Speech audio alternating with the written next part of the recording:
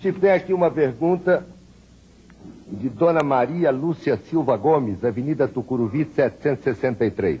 Pergunta como se explica o homossexualismo e a perturbação no comportamento sexual à luz da doutrina espírita. Temos tido alguns entendimentos com espíritos amigos e notadamente com Emmanuel a esse respeito. O homossexualismo, tanto quanto a bissexualidade ou bissexualismo, tanto como a sexualidade, são condições da alma humana, não devem ser interpretados como fenômenos espantosos, como fenômenos atacáveis pelo ridículo da humanidade. Tanto quanto acontece com a maioria que desfruta de uma sexualidade dita normal, aqueles que são portadores de sentimentos de homossexualidade ou bissexualidade são dignos do nosso maior respeito. E acreditamos que o comportamento sexual na humanidade sofrerá de futuro revisões muito grandes, porque nós vamos catalogar, do ponto de vista de ciência, todos aqueles que podem cooperar na procriação e todos aqueles que estão numa condição de esterilidade. A criatura humana não é só chamada à fecundidade física, mas também à fecundidade espiritual. Quando geramos filhos através da sexualidade dita normal, somos chamados também à fecundidade espiritual, transmitindo aos nossos filhos os valores do espírito de que sejamos portadores. Não nos referimos aqui aos problemas do desequilíbrio, nem aos problemas da chamada viciação nas relações humanas. Estamos nos referindo a condições da personalidade humana reencarnada, vamos dizer, muitas vezes portadora de conflitos que dizem respeito, seja a sua condição de alma em prova, ou a sua condição de criatura em tarefa específica.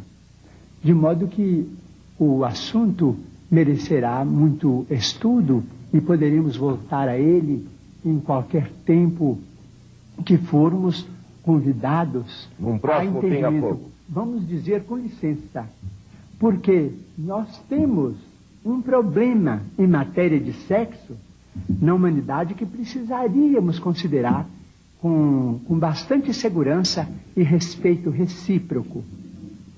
Vamos dizer, se as potências do homem na visão, na audição, nos recursos imensos do cérebro, vamos dizer, nos recursos gustativos, nas mãos, na tactilidade com que as mãos executam trabalhos manuais, nos pés, se todas essas potências foram dadas ao homem para a educação, para o rendimento no bem, isto é, potências consagradas ao bem e à luz, em nome de Deus, seria o sexo, em suas várias manifestações, sentenciado às trevas? Doutor Hernani Guimarães Andrade com a pergunta seguinte. Chico, nós sabemos atualmente, pelos estudos que se fazem no tocante à reencarnação, estudos esses levados a efeito por cientistas de grande gabarito, como o professor Ian Stevenson, que é professor de psiquiatria e neurologia na Universidade de Virgínia, nos Estados Unidos. Nós sabemos hoje, com base em observação experimental, que o espírito pode, de uma encarnação para outra, mudar de sexo. E poderíamos até dar um nome a esse fenômeno de transexualidade. Eu pergunto a você, haveria alguma relação entre homossexualismo e transexualidade no sentido reencarnatório? Na maioria dos casos, sim. Conquanto o serralho, na antiguidade, e as guerras de longo curso tenham estimulado determinado tipo de costumes menos construtivos.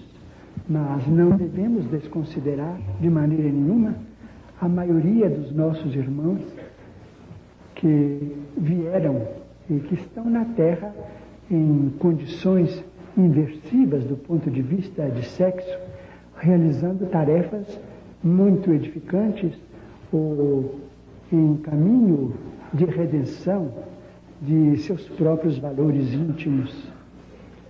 Consideramos isso com muito respeito e acreditamos que a legislação do futuro, em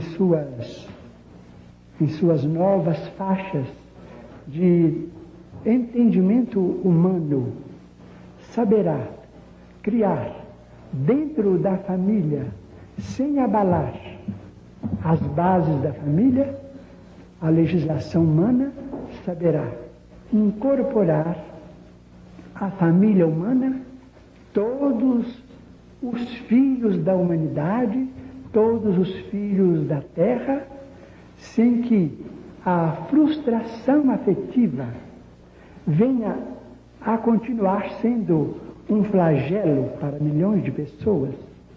Num congresso de neurologia realizado há muito pouco tempo, se deu especial destaque ao problema da fome.